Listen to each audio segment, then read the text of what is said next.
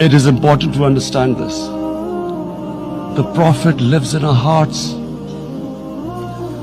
When he's ridiculed, when he's insulted, it hurts that as we human know, we human beings understand one thing: the pain of the heart is far, far, far more hurtful than बिस्मिल्लाहिर्रहमानिर्रहीम।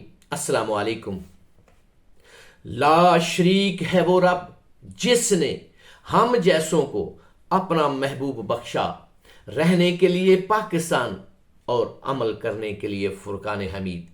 अजीज दोस्तों, कुछ ना लई कानून काला, कुछ ना लई कानून काला ते कुछ ना दे लई बग्गाए, अदल दी कुर्सी बैठा होया मुनसफ नहीं कोई जगाए। इस्लामाबाद सुप्रीम कोर्ट दा मुनसफ सब तो वड्डा जी, मैनू ते ओ लछना तो कोई तुखम हरामी लगाए। अजीज दोस्तों, आदिल आदिल अल्लाह पाक की शानों में से एक शान है, अल्लाह पाक की सिफ्तों में से एक सिफ्त है। ये सिफ्त अगर किसी को अता हो जाए तो ये अल्लाह पाक की बहुत बड़ी अता है। यही सिफ्त काजी फाइज ईसा साहब को अल्लाह पाक ने अता की। जब से काजी फाइज ईसा साहब को अदल की इस कुर्सी पे बराजमान किया गया, जब से वो इस सीट पे बैठे हैं, तब से पाकिस्तानी अवाम का जीना दूभर हो गया है। काजी फाइज ईसा इंसाफ नहीं रस्सागिरी का किरदार अदा कर रहे हैं। आप गौर से देखें तो पहले चीफ जस्टिस को भी मैं बरी जुम्मा करार नहीं देता, लेकिन इस शख्स ने तो हद कर दी है। किस तरह से यह जालमों की रस्सागिरी कर रहा है, किस तरह से यह जालमों को शह दे रहा है। और जालिम है कि वो जुल्म करते हुए ना शर्माते हैं ना हिचकिचाते हैं। जब भी कभी ह्यूमन राइट्स का कोई केस इसके सामने जाता है तो ये गजनी बन जाता है। मजलूमों का कोई केस इसके सामने जाए तो ये गजनी बन जाता है।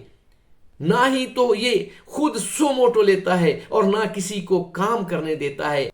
अपनी मनपसंद जजों से अपनी मर्जी के फैसले करवाता है।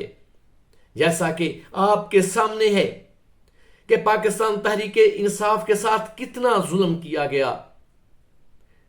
एज ए पार्टी उनके साथ जो कुछ भी किया वो आपके सामने है। उनसे वो बल्ले का निशान छीन लिया गया, उनको आजाद कर दिया गया। उनके साथ वो कौन सा जुल्म है जो नहीं किया गया।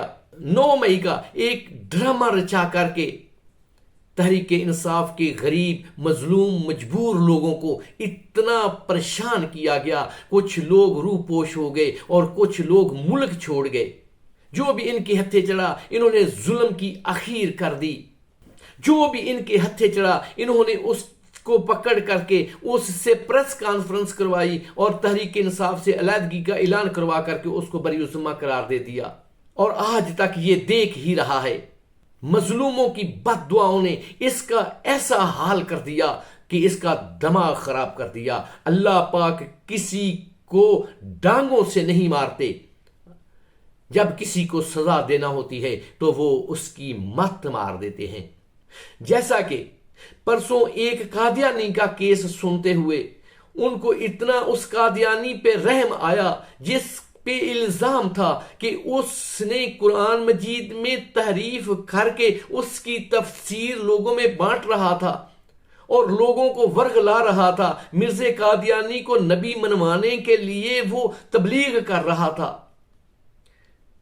काजी फाइज ईसा साहब ने उसके हक में फैसला देते हुए ये कह दिया कि हर अकलियत को ये हक हासिल है कि वो अपनी डोमीन में रहते हुए वो आज़ादी से अपनी जिंदगी गुजारे। पाकिस्तान तमाम अकलियतों के लिए इक्वल जिंदगी की जमानत देता है। यही बाबा जी कायद ने फरमाया है और यही हमारा कानून कहता है। काजी साहब آپ نے جو کہا یہ بالکل سچ ہے۔ ہمارے نبی مکرم صلی اللہ علیہ وسلم بھی یہی کہتے ہیں، ہر اقلیت کے حقوق ہیں، ان کے بھی رائٹ ہیں۔ ہمارے قائد بابا جی قائد اعظم بھی یہی کہتے ہیں، اور ہمارا قانون بھی یہی کہتا ہے کہ ہر اقلیت کے رائٹ ہیں اور اس کو رائٹ اس کے دینے چاہیے۔ قاضی صاحب، سب سے پہلے میں آپ سے پوچھتا ہوں، یہ جو ہم نے ان کو اقلیت ڈکلیئر کیا ہوا ہے، غیر مسلمانوں نے غیر مسلم ڈکلیئر کیا ہوا ہے، کیا یہ اپنے آپ کو غیر مسلم مانتے ہیں؟